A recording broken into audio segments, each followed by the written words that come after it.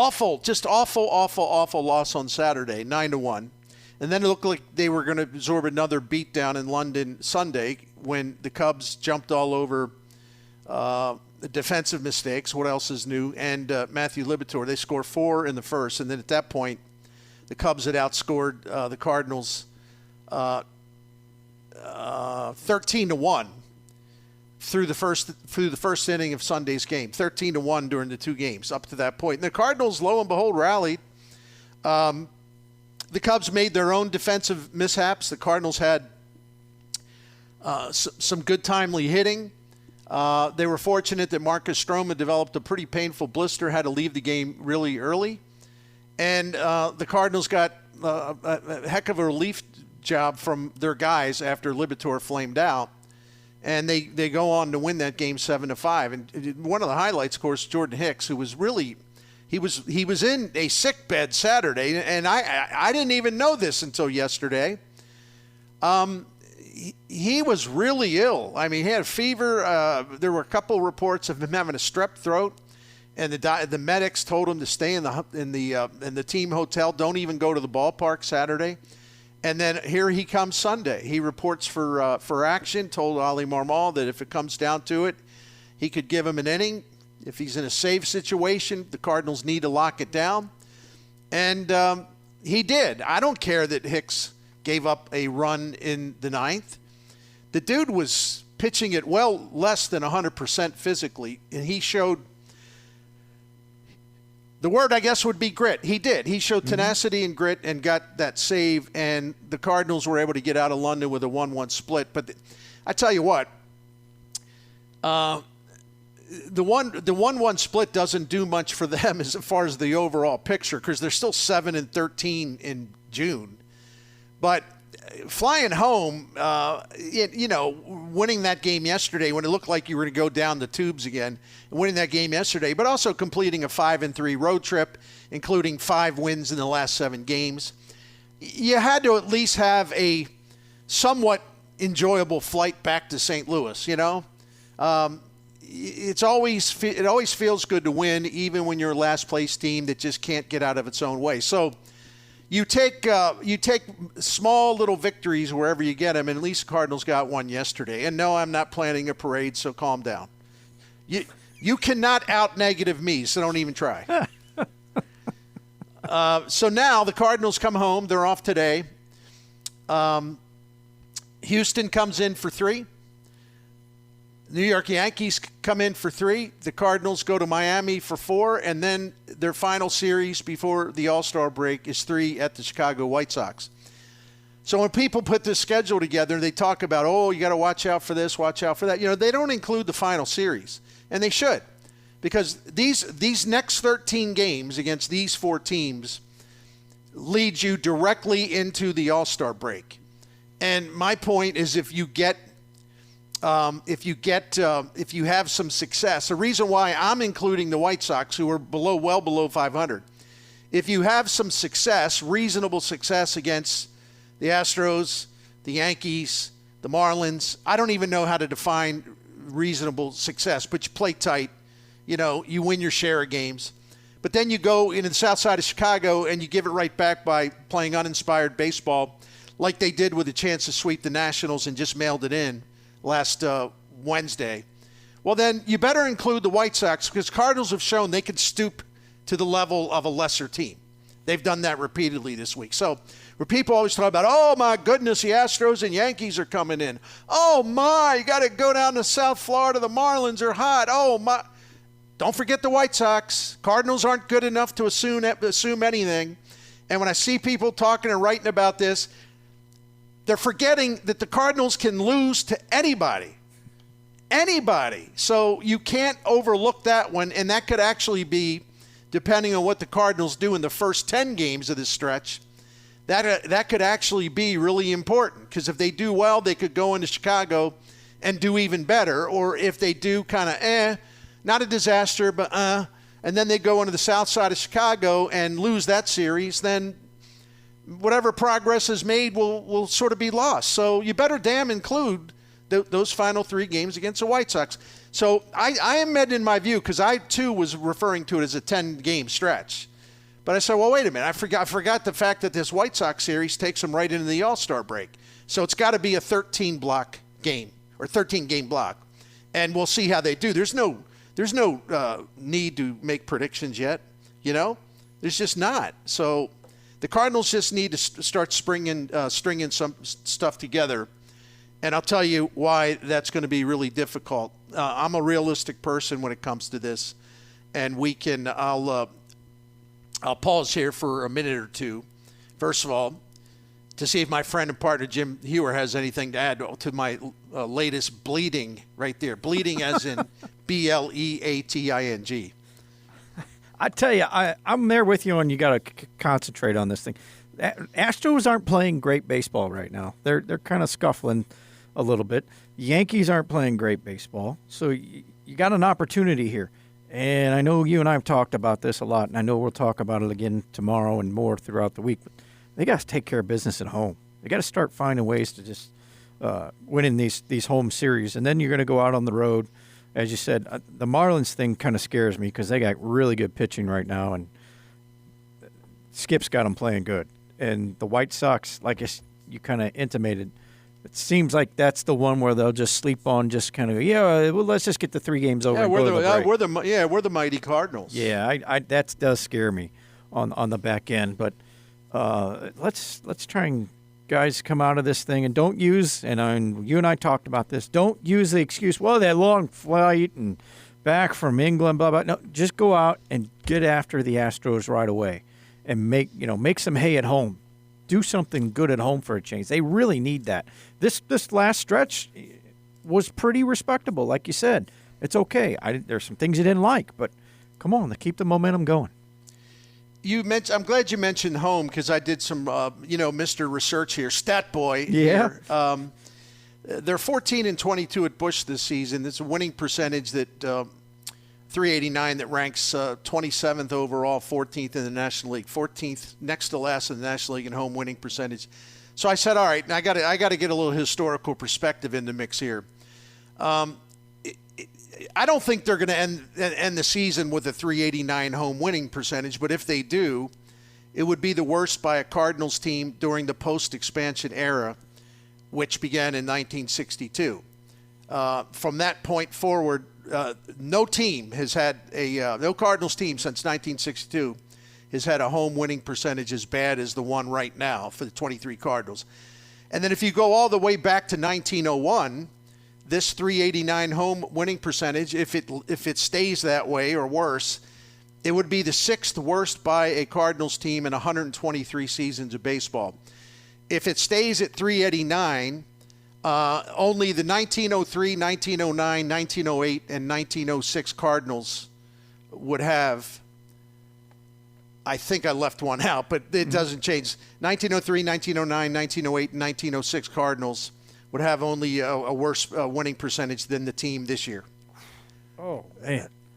Yeah, so it's really bad. Yeah. And there's no like overstating that. Like if people say, well, they got a lot of home games to go, which they do. If you're looking for anything to cling to, the Cardinals have already played a bunch of games on the road, and they got 45 home games remaining. Okay. Does it matter if you don't win a lot of them at home? No. The answer is obviously it won't matter much because you haven't been able to. I mean, it's embarrassing the way they've played at home, especially given the tremendous and the faithful and loyal support they receive. I actually think this is like the worst part of their season. There's a lot of things to be upset about, but their utter failure to even be competitive at home. They were there for one homestand. Brewers, who came in after that? Brewers. Dodgers. Yeah. Yeah, I mean, that's about it. It's been a lot of clunkers in there. Not being able to fend off the Pirates and the Reds is another, reason why they're in the shape that they're in. So anyway, yeah, they better get to winning, and they got a 6-game homestand to begin these final 12 games. They start with 6 at home against 2 teams that have the name brand recognition as they should, but they also have a lot of problems. And so we'll see how the Cardinals navigate through this. 2-8 in those last 8 at home, and that includes that Red Series, the Giants, and Kansas City's 2 games. I mean, that's not good enough. That's embarrassing at home for this franchise. It's just not good enough. Can I add one more thought? Yeah, sure. You add whatever you want. This is something that bugs the heck out of me, and I'm almost screaming at the TV every time I see this. It's kind of not related to what we're talking about. I want him to leave Jordan Walker alone, but can somebody tell him to stop sliding head first? Yeah. He's sliding head first into second. He's sliding head first into home a couple times. They went through this in spring training with him, and he hurt that shoulder. They got to find a way to get him off that. Otherwise, it's going to happen again pretty quickly because he's active on the bases. And you don't want him sliding head first to mess up that shoulder. That's the only thing I wanted to get out. Sorry. And that, and also he doesn't wear a mitt. That's another good point. He doesn't wear a sliding mitt, So, speaking of Walker, I might as well get to this right away. I want to talk about their starting pitching and why it's unlikely that Cardinals can have sustained success unless they, average about 7 runs per game going forward. And I don't think that's going to happen. Anyway, Derek Gould reported over the weekend that in conversation with Ali Marmol, I think John Denton must have tapped into that as well. I try to read every single thing, but on the weekend, sometimes I kick back and worry about other things than sports. Anyway, Marmol told Gould that, they made the decision to use Walker at DH. Now, that doesn't mean he's not going to play the outfield at all. He'll play some. But they're doing something that, I don't know, call me outrageous, but maybe they should have been doing this all along. They should have done it last year when I'm going to repeat it again. They didn't move the kid from third base to the outfield until August the 2nd. And then they throw him in a major league outfield in a ballpark he's never been in. And, he's kind of struggling. And, whoa. He's struggling out there. I wonder why that is. Because your organization failed him? That's why. You got him down there wasting months at third base, a position he wasn't going to play here, instead of relocating to the outfield to give him time to develop. So now they got to go back to school on this. Instead of doing it in a minor league season, Double-A to be exact, now they got to take him back to school during a major league season when they're 13 games under 500. So they decided to have a combination minor league season and spring training exhibition schedule in the middle of a regular season baseball. That's smart, isn't it? So he'll be working with Willie McGee, and we had a question about Willie McGee last week from one of our text messengers. Yep. And I appreciated all questions, but he was sort of trying to imply that why can't Willie McGee make him better? Well, and I said, let's not put this on Willie McGee, and I'm not going to repeat what I just said. This all started last year, and they were stupid to think that he could even play respectable defense out there. But that's the Cardinals. They whatever the brain power they once had seems to be dropping by the day. Anyway, they're doing the right thing, the smart thing. They're doing it too late for my taste, because I was hollering about this the very first day that I heard he was going to be in the lineup at DH. I think that was on the homestand in St. Louis before they left. But they're going to move him to DH, and they're going to go with their best defensive outfield for the most part, which is Nootbaar in left, Edman in center, and Carlson in right. And listen, it's better. The old better late than never applies here. I think it's really smart to do it, and he can just focus on his hitting. He's really looking forward to working closely with Willie McGee on his outfield defense, and Jordan Walker expressed to Derek Gould that there's no doubt in his mind Willie can help him. So I look forward to that process. I just don't know. Again, how in the world did it take this long to figure this out? What is wrong with these people, Seems pretty cut and dry, doesn't it? But, so it's like they made this decision, and it's like, they could have made this decision a while back. it's no disgrace to have Jordan Walker being a DH. You ask Jordan Walker, you say, well, you got to, we're thinking about two things. We send you back. First of all, they'd never send him back. But, maybe we send you down to work on your defense, or you can be the DH up here in the big leagues. What do you think he'd say? As if he's, I've heard people say, well, you can't do that too. We can't do what? Do what? Try to get him some drills before games start so he can improve his defense in the outfield, or just keep sending him out there to stumble around and misjudge balls and all that stuff. And again, it's not his fault. It's their fault. They didn't train him properly. So I think Jordan Walker looks pretty damn happy. Just whenever he's in the batter's box, the confidence is definitely there. He is something else, man. He leads the Cardinals in June. He leads them in batting average, on base percentage, and slugging, and weighted runs created plus. That's WRC plus. He leads them in those four categories, and he's second in slugging to Arenado and second in OPS to Arenado. If you go by, weighted runs created plus, which 100 is average, okay, 100 is average. Jordan Walker this month is 70% above league average offensively, and that is by far the best mark among regular Cardinals players. This kid is this season has been tough. It's tough to watch. A lot of the time, this kid has been an absolute delight to watch. And even when the team is going poorly, man, you just look at him and you look what he's doing and all that he will do, because he's only going to get better and better and better. And you say, you know what? All hope is not lost. They're going to have this guy to build around, and that's a pretty good place to start. Oh, he is phenomenal where he's at right now. You're right about that. He's confident again. Nothing's overwhelming him at the plate. Just let him do his thing. I'm agreement with you on this. Just please don't slide head first anymore. He did that at the home plate the other night, Bernie, and I was like, oh, don't slide into a shin guard or something like that. Just don't do that. Yeah, I guess no one in the Cardinals dugout may had this idea to say, maybe it's not a good idea for you to slide head first. In fact, we would very much prefer that you don't. But, man, he was really good at the plate this weekend. Wasn't that fun to watch a guy who actually is, like you said, he's got a clue. He knows what he wants to do. He's very calm. I love where he gets 2 strikes, and he purposely just walks out, gets his timeout, and he just resets things when he's got 2 strikes on him. And it just tells you he's in command here. His current hitting streak is what, up to 15 games? I believe that's what it is. Yeah, I think that's the right number, yeah. Something else, man. Absolutely something else. So that was a positive. I thought the bullpen was a positive, the 2 days in London. I know the first one was a lost cause, but at least the guys who did pitch saved Marmol from emptying his bullpen and, getting in worse trouble the next day.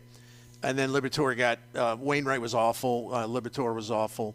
And Jake Woodford saved the bullpen on Sunday from having to use more guys. And then yesterday, Jake Woodford's relief stint, 2.5 innings, or two and a third innings, something like that. Sorry. I don't have it in front of me. That was huge because the Cardinals were making their comeback and they were taking a lead. And Woodford was there to kind of hold everything together without any harm whatsoever. And for him to be able to provide that strong relief so early in the game and then turn it over to the next guy, it was really, really impressive. So kudos to Jake Woodford. I thought another positive, other than Jordan Walker, of course, was Wilson Contreras having a 4-hit game. And this follows up. It's soon after he had a 3-hit game in Washington, and over his last 7 games, Wilson Contreras batting .357. He's got a .571 slug. So maybe this is it. Maybe he's starting to feel it. And if so, we got a lot of offense to look forward to from him. I hope that's the case. Well, and we talked about it. You kind of expected him at some point. He's going to break out. He's just too good of a hitter in this league to struggle the way he has. And I hope you're right. If he gets hot here, it's going to make the middle of that order a lot more dangerous. I mean, there's no doubt. He's been scuffling so mightily that it's been painful at times to watch him try and drive in runs with runners at scoring position. But if he's got this going, especially now that they're home this week, that would go a long way to hopefully getting some more victories for the team. But it's nice to see the confidence back. And it's really good when he hits to right field, and he's capable of doing it. He's never been a pull happy guy. I mean, one of the things you like about him is he likes to go the other way. And he had an at bat yesterday, and I can't remember which one because there was four Right. hits, but it was a good pitch, down and away, and he's not trying to pull it out of the ballpark. He just lines that thing on a rope to right field, for a single. I mean, that's when you see that tells you that he's got things, he's squaring things away. So, and I hope that people, can get over his slump. I mean, it's a slump that was really severe, and I'm not saying anybody should be happy with it, but you had people talking about, oh, he's a bust. No, nobody's a bust. 50 games into a 5-year contract. Plus, he was hitting the ball hard all the way along, even when he wasn't getting hits. But, people need to just relax a little bit because this thing was a rougher, tougher transition than anybody expected, including him. Always having Yadier Molina's name thrown in your face. You had your pitchers' rebellion because they're babies who can't accept accountability, had to blame it on him. And, this embarrassment of pulling him out of the catcher's position. I mean, this dude has had a lot to deal with, and it has not been ideal circumstances. And, yeah, in that context, I am not surprised at all that he had a tailspin like this. Maybe not. I didn't expect it to be so bad, but I'm not expected that he had I'm not surprised that he had a bad slump. No wonder with how rudely he's been treated by his new team. Hopefully everyone will get over it, including the fans. And actually, I think the fans have been pretty good. You're always going to have these yelping beagles, out there. Yeah. It's I can't do a beagle voice or a beagle, a basset hound. Yeah, that's probably good. These guys. Seriously. A dude goes like 1 for 13. Oh, he's a bust. Oh, he's a bust. No, just shut up. Drink a beer or something. There you go. Have a beer. Let's before we take a break, I want to come back and talk about the starting pitching and why this will obviously impede the Cardinals' chances of putting together sustained success. And people say, well, wait a minute, haven't they won 5 out of the last 7? Yeah. You can do that when you're averaging over like 7.5 runs in your 5 wins. Yeah, you're going to win. You can overcome horrendous starting pitching. But can you do that every single time out just about, or 4 out of every 5 games? Hell no. So I'm still waiting to see where this like 17-1 run's going to come from, right? Yes, I'm there with you on that.